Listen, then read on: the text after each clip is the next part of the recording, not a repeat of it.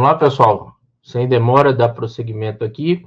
Então, o Código Tributário ele prevê uma hipótese de moratória heterônoma, tá bom? A União concedendo moratória geral.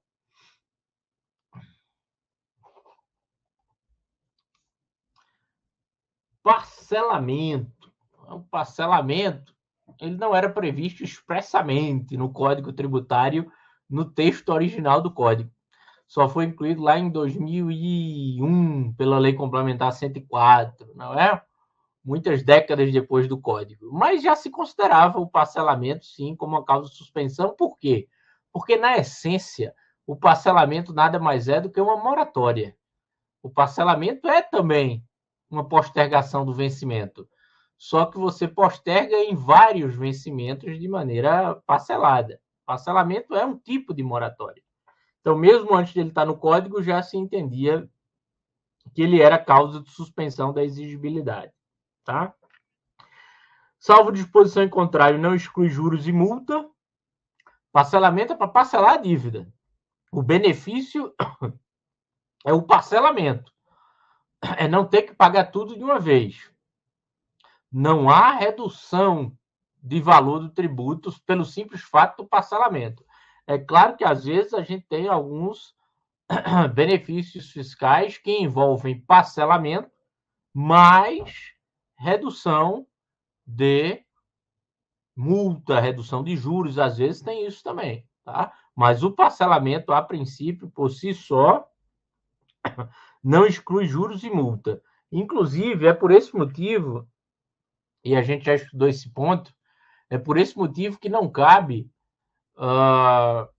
denúncia espontânea no pagamento parcelado. Lembram disso? Denúncia espontânea só cabe para pagamento à vista. Se for parcelado, vai ter juros e multa normalmente. Aplicam subsidiariamente as regras da moratória, até porque o parcelamento é um tipo de moratória, e há uma previsão de que lei específica deve ser adotada para devedor em recuperação judicial. Aquele que esteja em recuperação judicial, no que diz respeito aos débitos tributários, ele tem que ter um parcelamento diferenciado.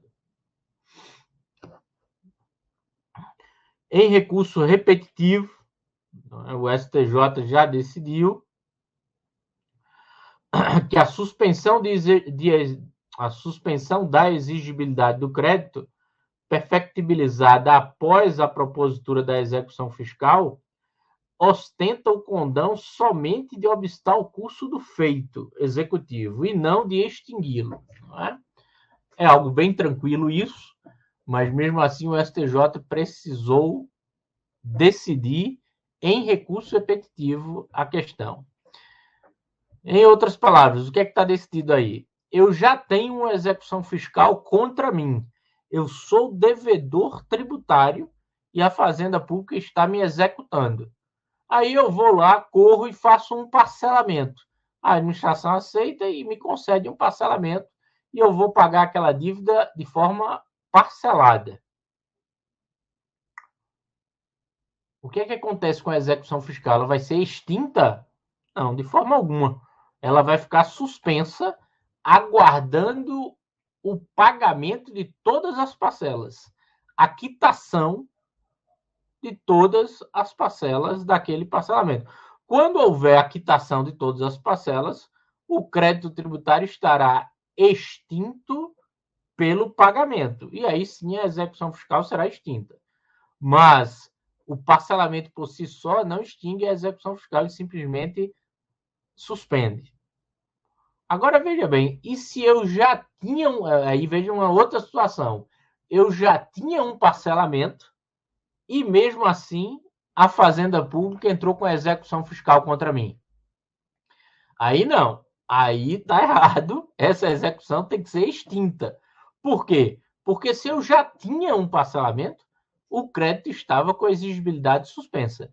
E crédito com a exigibilidade suspensa não pode ser cobrado, a administração pública não poderia ter ajuizado a execução fiscal. E se ajuizou, essa execução tem que ser extinta. Entenderam? Tranquilo? Vamos lá? parcelamento administrativo concedido antes da citação do devedor, enseja a ausência superveniente do interesse de agir do fisco, tendo em vista a suspensão da exigibilidade antes do aperfeiçoamento da relação processual. Pedido de parcelamento após a constituição configura ato extrajudicial que se equipara a reconhecimento, e isso interrompe a pressão. Esse segundo ponto aí desse julgado, a gente vai analisar depois, mais na frente. Mas interessante essa questão de parcelamento feito antes da citação. Também deve haver extinção da execução por falta de interesse de agir. E parcelamento feito antes mesmo da propositura, também a execução deve ser extinta. Ela não vai ser extinta se já foi citado na execução e o cidadão vai lá e parcela. Nesse caso, a execução vai ficar suspensa, aguardando o cumprimento do parcelamento, tá bom? Aqui, súmula nova do STJ, súmula do segundo semestre do ano passado. O pedido de parcelamento, mesmo que indeferido, porque, veja, o parcelamento o contribuinte pede. A administração vai conceder ou não, conforme os critérios da lei que regula aquele parcelamento. O parcelamento, mesmo que indeferido, interrompe o prazo prescricional, súmula 653 do STJ. Tá? Então, aqui, o parcelamento, a gente vai ver mais na frente, mas já antecipando, o parcelamento é uma causa de interrupção do prazo prescricional, que é o prazo que a Fazenda Pública tem para cobrar o crédito tributário, que é um prazo de 5 anos. Então, o parcelamento é uma causa de interrupção do prazo prescricional.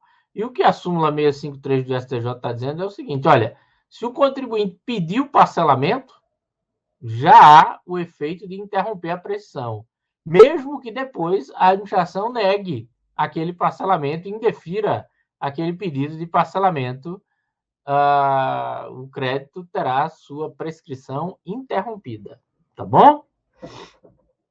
Súmula 653 do STJ. Aqui um ponto muito importante, até porque envolve aí decisão do STJ já em recurso repetitivo. Muita gente nem tem conhecimento disso. Muitos juízes, infelizmente, a gente acaba encontrando aí situações em que juízes não conhecem esse repetitivo aqui, que eu vou falar dele para vocês agora. Veja, é muito comum, seja um parcelamento federal ou um parcelamento estadual, é muito comum que a administração exija, para conceder o parcelamento, exija do contribuinte que ele assine um termo confessando aquela dívida, reconhecendo aquela dívida tributária e abrindo mão de qualquer discussão sobre aquele crédito. Acredito que vocês já viram isso, né? Pois bem, se eu faço um parcelamento desse, assino o termo de confissão de dívida, será que eu não posso depois ir para a justiça, ir para o judiciário? O que é que vocês acham? O STJ decidiu, em recurso repetitivo, que essa confissão que o contribuinte faz para poder ter o parcelamento, receber a benesse do parcelamento, essa confissão, ela se refere aos fatos. O que o contribuinte confessa são os fatos. Ele está confessando o fato. Confessa que não pagou realmente aquele tributo, por exemplo. Confessa que aquela dívida existe.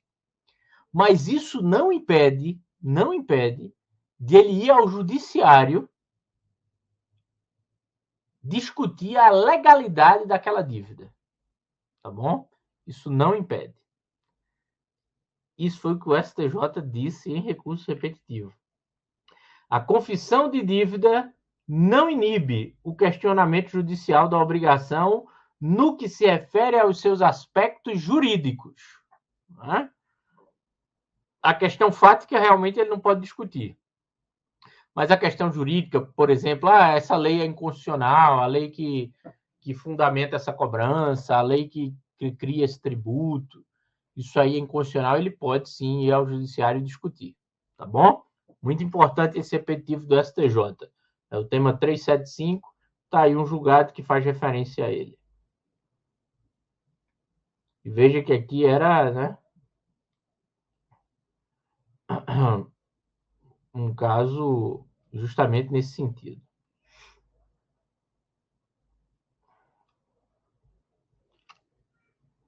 Outra causa de suspensão da exigibilidade do crédito tributário: liminares e tutela antecipada. Concedida em qualquer tipo de ação, mandado de segurança ou outro tipo de demanda. Liminares e tutela antecipada podem suspender a exigibilidade do crédito tributário. Aí é uma causa de suspensão processual, obtida dentro de um processo judicial. Quais são os requisitos para conceder uma tutela de urgência, tutela antecipada? Hoje o CPC fala de tutela de urgência, né? Uma liminar, em mandado de segurança, ou outro tipo de ação. Quais são os requisitos? Os requisitos, basicamente, sempre são dois. Urgência, né? Urgência no provimento que se pede. Não posso ficar esperando a decisão final. Então, tem um perigo da demora. É o primeiro requisito. E o outro requisito é que aquilo que você fala no seu pedido judicial, para que lhe seja deferida essa tutela, essa liminar, aquilo que você fala tem verossimilhança, tem fumus boniuris, tem a fumaça do bom direito. Parece que você tem razão com aquilo que você apresenta, tá bom?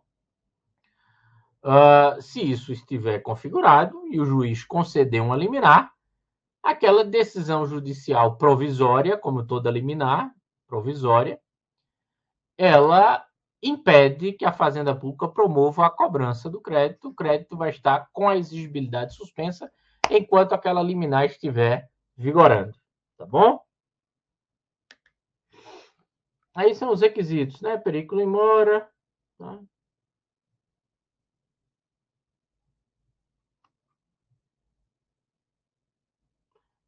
A suspensão da exigibilidade do crédito na via judicial não impossibilita a Fazenda Pública de proceder a regular a constituição do crédito tributário para prevenir a decadência do direito de lançar.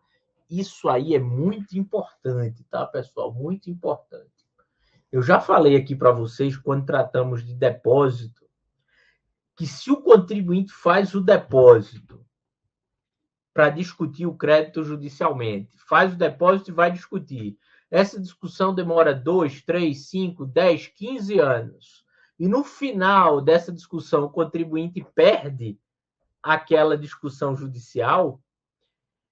Aquele depósito que ele fez lá atrás para suspender a exigibilidade do crédito tributário, aquele depósito será convertido em renda para a Fazenda Pública. E mesmo que a Fazenda Pública, ao longo de todos esses anos nos quais o processo judicial ficou tramitando, a Fazenda Pública não tenha feito o lançamento do tributo, mesmo assim o depósito será convertido em renda da Fazenda Pública. Por quê?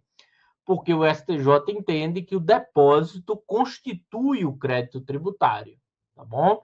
Então, como o depósito constitui o crédito, se ao final o contribuinte perdeu a ação, aquele depósito vai ser convertido em renda, mesmo que a Fazenda não tenha feito o lançamento. Por quê? Porque o depósito, entende o STJ, constitui o crédito tributário. Agora, aqui é diferente. Aqui, o que está suspendendo a exigibilidade é uma liminar. E o cidadão, o contribuinte, ele pode entrar com ação para discutir o crédito tributário antes mesmo de o crédito tributário ter sido constituído.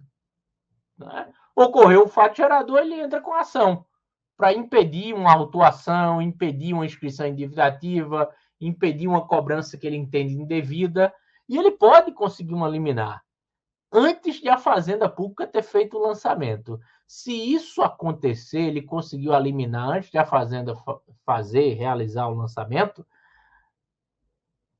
essa liminar não impede que o lançamento seja realizado. A Fazenda Pública tem que fazer o lançamento. Por quê? Porque ela precisa constituir o crédito tributário. Porque aqui é o seguinte, se o contribuinte consegue uma liminar e a fazenda não faz o lançamento, e aí 10, 15 anos depois, essa liminar é revogada, é cassada, o contribuinte tem o seu pedido julgado improcedente e a administração não fez o lançamento, aí ela não vai poder lançar mais. Por quê? Porque o crédito não está constituído. Aqui não teve depósito para constituir. E aí, sem constituição, passados 10, 15 anos, o crédito está fulminado pela decadência. Tá? Então é interessante esse precedente que deixa claro que a suspensão não impossibilita a constituição do crédito, justamente para prevenir a decadência do direito de lançar. Tá bom? Prescrição é o prazo que a Fazenda Pública tem para executar, promover a execução judicial do crédito, e decadência é o prazo que a Fazenda Pública tem para constituir, lançar o crédito. A gente vai estudar isso mais na frente, tá bom? Já vamos agora entrar em causas de extinção do crédito tributário. Aqui não vai simplesmente suspender a exigibilidade. Aqui o crédito será extinto. Ser extinto. Extinção do crédito tributário, tá bom? E aí é o artigo 156. Causas de suspensão, artigo 151. Causas de extinção, artigo 156 do CTN. Vamos começar justamente pela forma mais o quê? Mais ordinária, mais comum de extinguir crédito tributário. Que forma é essa? É justamente o pagamento. Eu recebi a notificação, vou lá e pago o tributo, o crédito está extinto pelo pagamento. Veja, o Código Tributário fala aí questões óbvias, não é, de pagamento. Eu não vou ficar aqui lendo o texto do CTN. O que eu considero importante sobre pagamento, 3 pontos mais importantes sobre pagamento, são justamente imputação de pagamento, consignação de pagamento, ou consignação em pagamento, e o pagamento indevido. Imputação, consignação e pagamento indevido. Essas são os 3 pontos principais sobre pagamento tributário. Vamos tratar primeiro de imputação de pagamento. É o artigo 163 do CTN.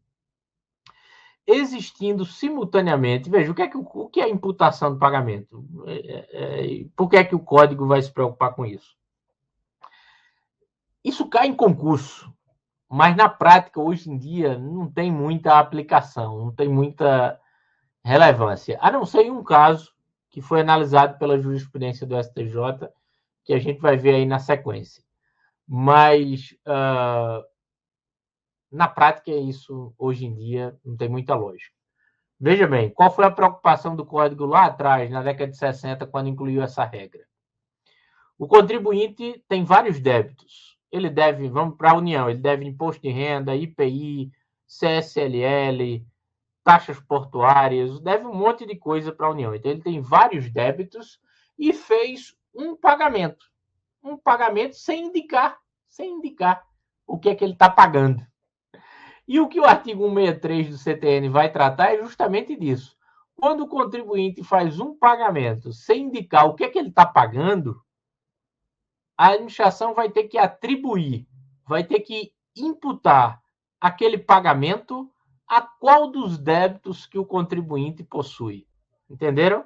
Então, imputação do pagamento é isso. Tenho vários débitos, fiz um pagamento sem identificar qual era o débito que eu estava pagando, e agora a administração vai ter que imputar aquele pagamento a um dos débitos.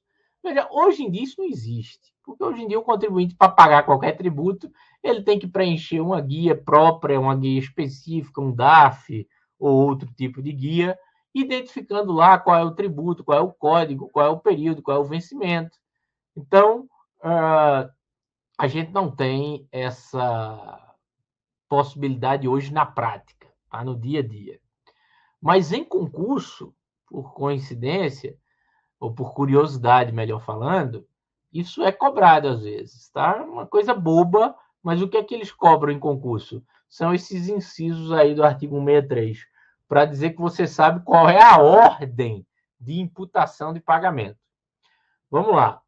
163. Existindo simultaneamente dois ou mais débitos vencidos do mesmo sujeito passivo para com a mesma pessoa jurídica e direito público, relativos ao mesmo ou a diferentes tributos ou provenientes de penalidade pecuniária ou juros de mora, a autoridade administrativa competente para receber o pagamento determinará a respectiva imputação obedecidas as seguintes regras, na ordem em que enumeradas. Então, veja bem, o Código Tributário traz uma ordem hierarquizada. Tem que seguir essa ordem para identificar qual será a imputação de pagamento que a administração pública terá que adotar. E veja qual é essa ordem. Inciso 1, em primeiro lugar, os débitos por obrigação própria. O que é isso? Os débitos que ele é contribuinte. Em segundo lugar, os débitos decorrentes de responsabilidade tributária. Então, ele deve na condição de contribuinte, deve na condição de responsável, imputa-se o pagamento, primeiramente, aqueles em relação aos quais ele deve na condição de contribuinte. Se essa regra, vamos dizer que ele deve tudo na condição de contribuinte, ou tudo na condição de responsável. Então, essa regra 1, ela fica sem aplicação, a gente passa para a regra 2. Primeiramente, as contribuições de melhoria, depois as taxas e, por fim, os impostos. Qual foi a lógica aqui do legislador? Vamos pagar primeiro aqueles tributos que têm fato gerador vinculado, né? Que depende de uma atuação estatal da administração para que o contribuinte tenha que pagar aquele tributo. Então, primeiro as contribuições, depois as taxas e, por fim, os impostos. Tá bom? Inciso 3. Vamos dizer que ele deve tudo que ele deve é imposto, ou tudo que ele deve é contribuição. Não dá para aplicar a regra 2. Vamos para o inciso 3. Na ordem crescente dos prazos de prescrição. O que é isso, ordem crescente? O prazo de prescrição ele vai até o máximo de 5 anos. Então, quando se diz que vai imputar o pagamento na ordem crescente do prazo de prescrição, 1, 2, 3, 4, 5, ou seja, eu vou pagar primeiro aqueles que estão mais próximos de prescrever, aquele que falta 1 ano para prescrever, 2 anos, 3 anos, e deixa por último os que ainda têm muito prazo de prescrição. Entenderam? E por fim, se todos têm o mesmo prazo de prescrição, a quarta regra é na ordem decrescente dos montantes. Ordem decrescente dos montantes significa o quê? Imputa o pagamento primeiro aquelas dívidas maiores, de maior valor. Tá bom, pessoal? Imputação de pagamento é isso. Agora, consignação de pagamento. Veja bem. Consignação de pagamento é uma ação judicial. Tá? O código vai tratar das hipóteses de cabimento, mas a consignação do pagamento ela é uma ação. E é uma ação por meio da qual o contribuinte ele quer pagar. Ele não quer discutir o crédito, ele quer pagar o valor do crédito. Mas veja bem, se ele quer pagar, por que ele não vai lá e paga, né? Por que ele vai entrar com ação para pagar? De fato, a ação de impugnação de pagamento, a ação de consignação em pagamento, é uma ação muito rara, não é comum a gente ver essa ação por aí, principalmente nos dias de hoje. A ação de consignação em pagamento, ela é cabível quando o contribuinte quer pagar e a administração está causando algum empecilho, algum embaraço para receber aquele pagamento. Tá? A gente vai ver as hipóteses aqui. Então, de uma forma geral, cabe a ação em consignação ou ação de consignação em duas situações. Quando o contribuinte quer pagar e a administração não quer receber, ou está causando ou está impondo algum condicionante para que ele pague, ou para que receba aquele pagamento. E a outra situação é quando duas ou mais pessoas, quando isso ocorre, geralmente são duas, pessoas de direito público estão cobrando tributo do contribuinte em relação ao mesmo fato gerador. Então, se eu tiver ali dois entes públicos me cobrando tributo em relação ao mesmo fato, eu não vou pagar para os dois, né? Então, a ação de consignação é uma saída para que o contribuinte ajuize a ação e o judiciário decida quem tem direito, qual é a fazenda pública que tem direito a levantar aquele tributo. Vamos dar uma olhada geral aqui na lei e depois eu vou tratar de alguns pontos específicos. A importância do crédito tributário pode ser consignada judicialmente. Esse é um destaque aí do artigo 64, que no direito tributário não cabe a chamada consignação administrativa. No direito tributário só cabe consignação judicial. Então, consignada judicialmente, nos casos de recusa de recebimento ou subordinação. Então, a fazenda se recusa a receber o pagamento, que é uma coisa absolutamente imprópria nos dias de hoje. Se você só quer pagar um valor e a administração acha que é outro, ela recebe o que você quer pagar e lhe cobra a diferença com juros, multa e correção. Na grande maioria dos casos, é assim que ocorre hoje em dia. Exceto ali naqueles lançamentos de ofício, né? Que aí já tem ali o valor certo, o boleto, prazo de vencimento, realmente só vai conseguir pagar aquele valor. Mas essa é uma outra discussão, se eu posso entrar com ação de consignação para pagar menos do que a administração está me cobrando. Vamos chegar lá. Primeiro ver aqui as hipóteses. Então, cabe, quando houver recusa de recebimento, subordinação deste pagamento ao pagamento de outro, tributo ou penalidade, ou ao cumprimento de obrigação acessória, né? Então, aí seria o quê? A administração, olha, só aceito que você pague esse tributo se também pagar aquele. Ou só aceito que você pague esse tributo se apresentar uma determinada declaração, se você se inscrever nesse cadastro aqui. Ou seja, condiciona o recebimento do pagamento ao cumprimento de alguma obrigação administrativa, alguma obrigação tributária acessória. Inciso 2, subordinação do recebimento ao cumprimento de exigências administrativas sem fundamento legal, já estaria aí, de certa forma, abrangido. É uma condicionante, uma subordinação pelo inciso 1. E o inciso 3 é o que trata da questão da bitributação, né? Bitributação é quando eu tenho dois entes cobrando tributo em relação ao mesmo fato. Exigência por mais de uma pessoa jurídica de direito público de tributo idêntico sobre o mesmo fato gerador. Veja bem. Então, aqui, imagine que eu sou prestador de serviço, tenho que pagar o ISS, Imposto sobre Serviços, e dois municípios estão me cobrando ISS, porque por um mesmo fato, um serviço que eu prestei, dois municípios estão me cobrando o ISS. Um município entende que eu tenho que pagar para ele, outro município entende que não, eu tenho que pagar para esse outro, tá? Nesse caso aí, eu vou pagar os dois? Obviamente que não. Cabe uma ação de consignação em pagamento.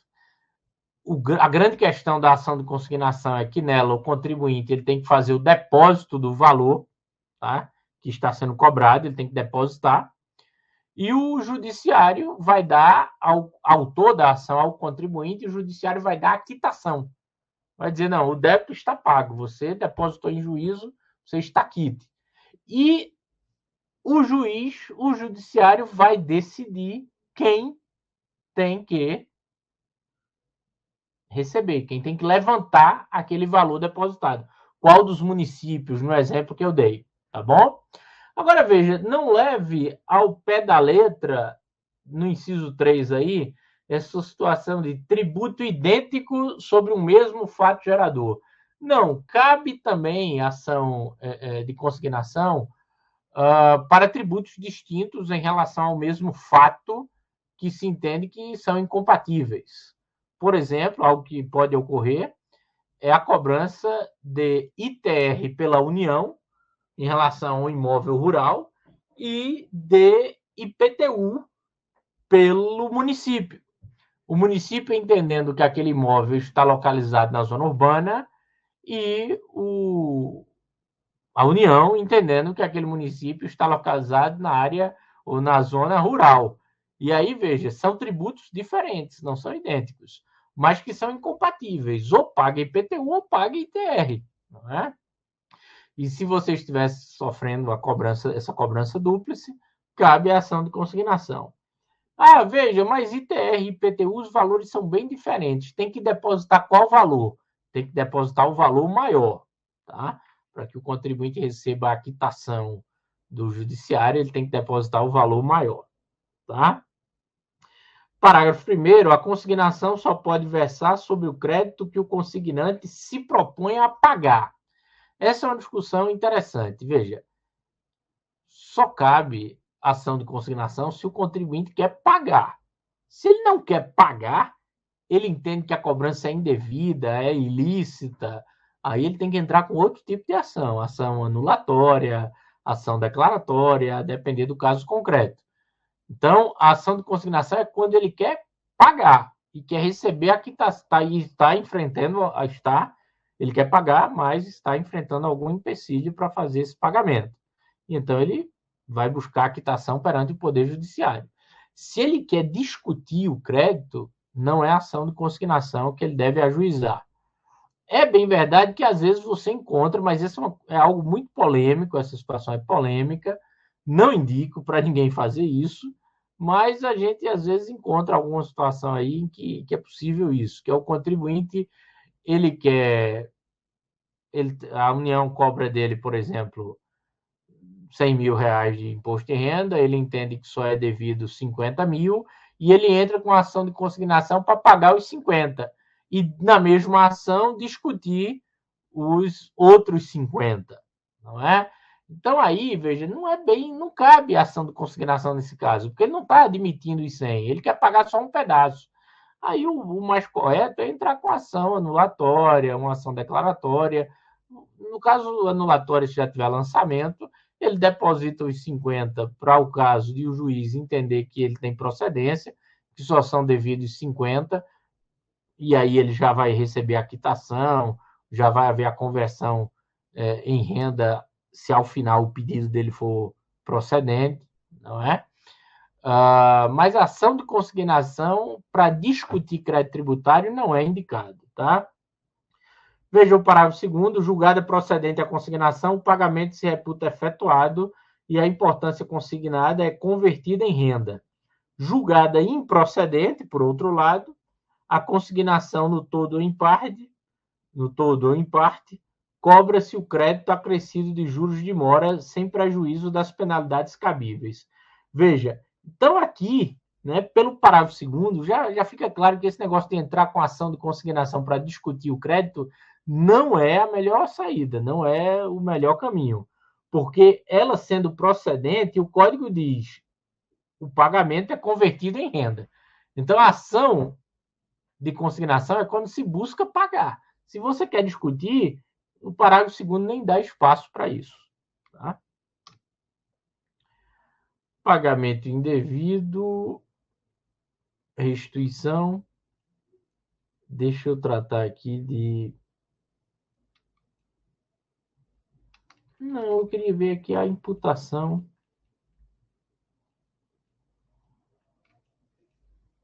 Consignação, imputação. Tá, tem uma súmula mais na frente, mas é quando a gente for tratar de compensação. Aí tem uma regra de compensação para imputação. Está aqui na parte de compensação. Deixa eu só mostrar para vocês. Eu vou colocar esse slide da súmula da imputação, que está em compensação. É aqui, ó. A súmula 464 do STJ. Eu vou até colocar ela, repetir ela mais acima na parte de imputação. Que eu vi aqui que a gente passou imputação, falamos de consignação e não tinha aparecido essa súmula. Para fechar esse bloco, veja a súmula 464 do STJ. A regra de imputação de pagamentos estabelecida no artigo 354 do Código Civil não se aplica às hipóteses de compensação tributária. Veja, até a súmula está aqui na parte de compensação, porque ela trata de imputação de pagamento em compensação tributária. Tá? A gente vai estudar compensação mais à frente, mas já falamos de imputação, eu quero tratar dessa súmula. Vamos lá. Compensação é o quê? Encontro de contas. Eu tenho um crédito, mas tenho um débito também. Né? E aí eu quero fazer esse encontro de contas para acabar com o meu débito. Qual é a história aqui por trás dessa súmula 464? O fato que foi apreciado era o seguinte: o contribuinte tinha um crédito. Esse crédito era composto de principal mais juros, principal e juros, tá bom? E o contribuinte tinha um débito e ele queria fazer a compensação. E aí o que é que ele defendia? Ele queria aplicar essa regra do 354 do Código Civil. Olhe lá no Código Civil, o que é que ele diz? Ele diz que quando houver principal e juros, a imputação deve se dar primeiro sobre os juros. E o que é que o contribuinte queria? Ele queria que fosse utilizado os juros dele, do crédito dele, para ir abatendo do débito, de maneira que o principal dele continuaria produzindo rendimento pela incidência de juros. E então, se ele vai usando só os juros, aquele principal dele se mantém. E não só se mantém, continua sofrendo a incidência de mais juros. Então, seria algo vantajoso para o contribuinte. Mas o STJ disse que não. Disse que essa regra de imputação do 354 do Código Civil não se aplica para crédito tributário e deve-se seguir instruções normativas da Receita Federal. Essa era uma discussão envolvendo tributação federal. Instruções normativas que dizem como deve se dar essa compensação, não tendo aplicação o 354 do Código Civil, tá bom? Eu tinha sentido falta aqui dessa súmula na parte de imputação de pagamento, mas aí porque ela estava lá na frente, né? Na parte de compensação. Consignação, ok, dito os principais pontos. Vou encerrar o bloco aqui. No próximo bloco a gente vem com pagamento indevido, que também é uma ação judicial, tem umas regras no Código Tributário, mas essas regras servem para que o contribuinte exerça um direito, tanto judicialmente quanto administrativamente. Ele pode fazer o requerimento de devolução de algo que ele tenha pago indevidamente administrativamente, tá bom? No próximo bloco a gente continua.